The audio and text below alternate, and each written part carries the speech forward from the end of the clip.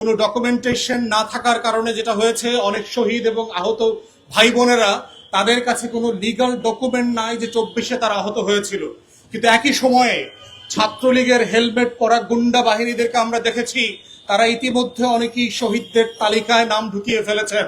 বাংলাদেশ সরকারের কাছে যে এখন পর্যন্ত শহীদদের তালিকাটা পূর্ণাঙ্গভাবে করা হয় নাই। জাতিসংঘ তাদের মানবাধিকার রিপোর্টে 1400+ শহীদের কথা বলেছে, কিন্তু বাংলাদেশ সরকার, অন্তর্বর্তীকালীন সরকার, ডকুমেন্টেশনের যেই শর্ত আছে রাষ্ট্রের, এই শর্ত পূরণ করতে না পারবার কারণে যেটা হচ্ছে যে এখনো 850-র বেশি শহীদের তালিকা প্রস্তুত করা যায় নাই। এবং দুঃখজনকভাবে হলো সত্য যে এই তালিকাটা করবার জন্য অন্তর্বর্তীকালীন সরকার খুবই একটা আনপ্রফেশনাল মেথডে কাজটা করেছেন। কিছু ছাত্র গণ অভ্যুত্থানের পক্ষের ছেলে মেয়েদেরকে একটা কমিটি করে দিয়ে এই কাজটা করবার চেষ্টা করা হয়েছে, যেই কাজটার সাথে আসলে পুরো রাষ্ট্রের গুরুত্বপূর্ণ শাখা ইউনিট অ্যাডমিনিস্ট্রেশনের যারা সংযুক্ত ছিলেন না। আজকের এই 11 দলীয় সমাবেশ থেকে আমরা সরকারের কাছে আহ্বান জানাচ্ছি যে আপনারা বাংলাদেশের ইতিহাসের সবচেয়ে, গত 850 বছরের ইতিহাসের সবচেয়ে গুরুত্বপূর্ণ রাজনৈতিক ঘটনা যে কালেকটিভ মেমোরি, এই মেমোরি সংরক্ষণ করবার জন্য আপনারা একটা কমিটি করবেন, যেটা ক্রস পার্টি পার্লামেন্টের সকল দলের সদস্যরা মিলে, মানবাধিকার কর্মী থেকে শুরু করে সাংবাদিক, আইনজীবী, যারা সবাই এই কমিটির সদস্য হিসাবে থাকবেন। তাদের কাজ হচ্ছে আমাদের এই পুরো শহীদদের তালিকাটা আইডেন্টিফাই করা, এবং এই আইডেন্টিফাই করবার ক্ষেত্রে অনেকগুলো জায়গায় যে ঘাটতি আমরা গত বছরগুলোতে দেখেছি, সেটা হচ্ছে আপনাদের মনে থাকবার কথা, আওয়ামী আমলের 24-এর আমির আমিন নির্বাচনের পরে যিনি স্বাস্থ্যমন্ত্রী হয়েছিলেন, তিনি প্রফেশনালি অনেক বড় চিকিৎসক, কিন্তু আওয়ামী আমির আমিন নির্বাচনের ডাক্তার হয়ে তিনি গণ অভ্যুত্থানের বিপক্ষে অ্যাক্টিভলি কাজ করেছেন। হাসপাতালগুলোতে ফোন করে করে বলেছেন যে অভ্যুত্থানের পক্ষের কারোর মৃত্যু যেন তালিকাভুক্ত করা না হয়, চিকিৎসা যেন না দেওয়া হয়।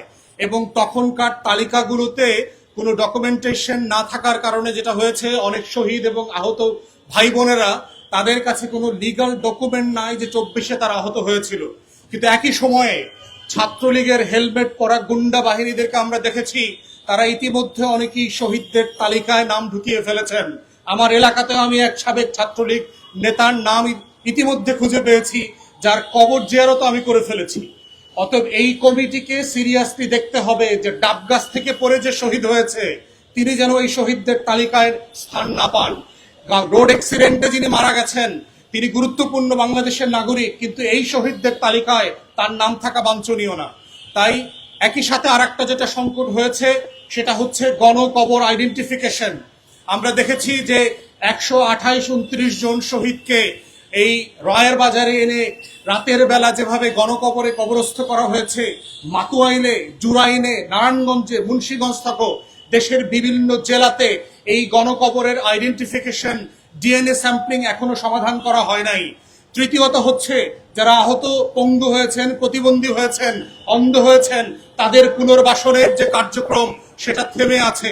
আপনারা বাজেট বরাদ্দ করেছেন, কিন্তু মুক্তিযুদ্ধ মন্ত্রণালয়ের এই আওয়ামী আমলা দিয়ে এই জুলাই গণ অভ্যুত্থানের শহীদ এবং আহত পরিবারকে পুনর্বাসন করা যাবে না।